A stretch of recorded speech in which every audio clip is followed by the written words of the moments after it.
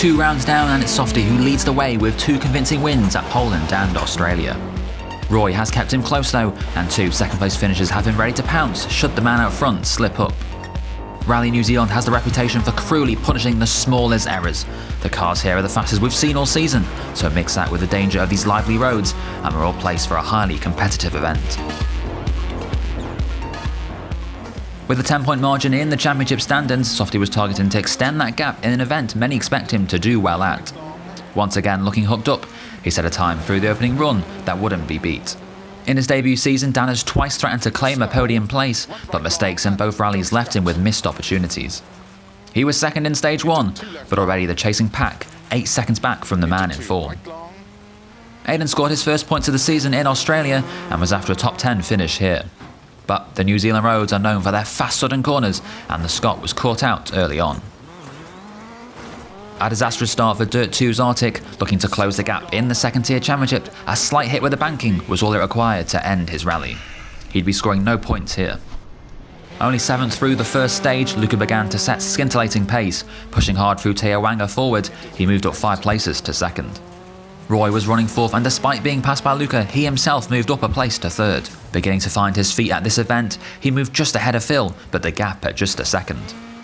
It wasn't a good stage for Dan. Once again, his early hard work was undone, losing 40 seconds to the pace setter Softy. Dan held on to a top 5 for now, but there was Chris, Dom and Zach now right on his tail. In Dirt 2, Mike had been the early leader. He was 20 seconds clear of Chris Johnson, but his rally soon turned comical. A heavy impact with the banking gave him a front right puncher. That then turned into 2 punches as he was fighting his car to the finish. I've got 2 punctures? You are kidding me on. If Mike thought things couldn't get any worse, there'd be another shot coming his way later. I can't see a thing. Oh my Chris Johnson was looking to extend his championship lead. He'd won in Poland and been 2nd in Australia. Here he was looking quick early on, and with Mike's arrows, Chris was the new rally leader. But there was just a 2-second gap to nearest challenger Cumin. One of Chris's title rivals, Jacko, had a roll through stage 3, meaning his chances of victory had almost certainly gone. A scarier crash for Welshman Waze though. He hit the inside of one corner and rolled for what seemed like an eternity. You'd forgive him for feeling a little dizzy after this one. Back to the front, and Softy continued to lead the way from Luca and Roy. The 4th stage ran in wet conditions, and just 1.5 seconds was the difference between the front 3 through this 3-mile leg. Luca had been matching the pace of 2-time rally winner Softy since stage 2, and he was looking good to score a first podium finish here. Dan remained 5th overall, but Dom had started to close the gap, and the Manxman was now 3 seconds behind. It looked like a battle between these 2 and Zach, who had been recovering from an early puncher, to take the final top 5 place. There were close fights throughout the field in New Zealand, and in the race for 10th place it was Owen who had been edging his rivals. A costly mistake though on the penultimate stage dropped Owen to the rear of the pack, now 14th overall. Aidan set a time that was marginally quicker than the 3 above him. The Scot now just 6 seconds behind Elmo, recovering well from his opening stage blunder.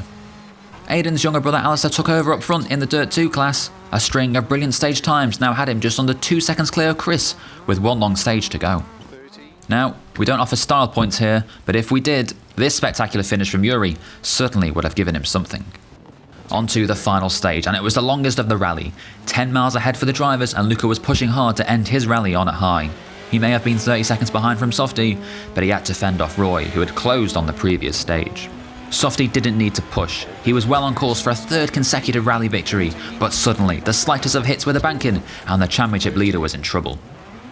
He had a puncher, but unable to change it, he chose to muscle his car to the finish line. Roy now had a real chance of not only beating Luca to 2nd, but also taking the win from Softy. The Irishman was pushing hard, and when Luca made this costly mistake, it seemed to be enough to surely allow Roy through. Titans 2. Softy was fighting his car to the finish. He knew that the victory had been taken away from him, and now it was just about making sure he scored as many points as possible. Roy completed his stage and set a time that was an incredible 11 seconds quicker than Luca. Roy had taken the rally victory on a dramatic final stage. It wasn't just Softy who got caught out through this unforgiving leg. Once again, there was more rotten luck for Dan, hitting the same bit of banking that gave the same outcome. Is it the puncher? This meant Zach had already moved up 2 places to 5th, and a stunning final stage himself gave him the jump on Dom, finishing just 2/10 clear of the Manxman. Meanwhile, Dan became the most wanted man in the world, murdering his second person of this season's championship. Alistair beat Chris to make it 3 winners from 3 events in Dirt 2. A superb final stage gave him victory with a margin of 6 seconds. Alistair in effect starting his season here. He'll be after a string of good results in the coming events. Back to the circus that was Mike Noon.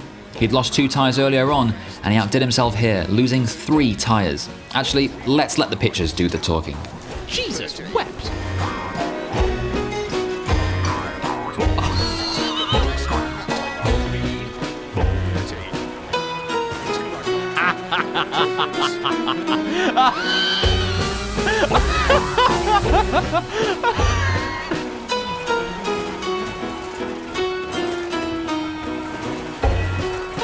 Oh, that could be it.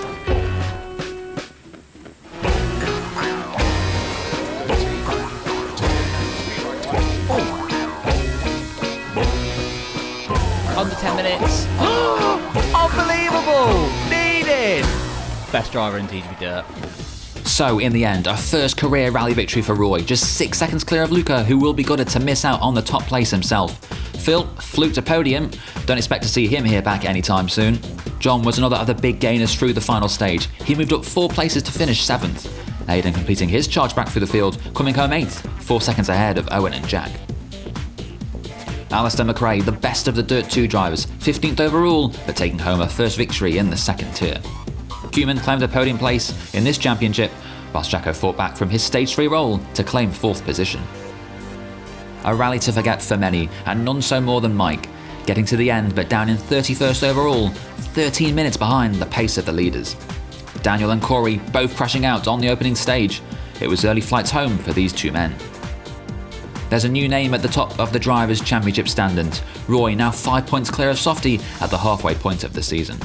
Dom for now holds 3rd, whilst Luca and Phil are the big movers thanks to their podium finishes in New Zealand. But it all remains very tight throughout the field. In Dirt 2, Chris was unable to take victory, but his consistent finishes now give them a healthy lead ahead of Jacko, who moves into 2nd after his 4th place finish. Alistair up to 7th with his rally victory in New Zealand. So from one extreme to another, it's all eyes on the 4th round of this season's TGB Dirt Championship, Rally Argentina. The drivers will be back behind the wheel of the NR4 R4 vehicles last seen at Poland. Roy now looking in his rearview mirrors. His strongest challenger is right behind him, and it's an event where anything is to be expected. Luca and Phil are closing, and both fancy their chances around the Argentinian roads. You will not want to miss this one.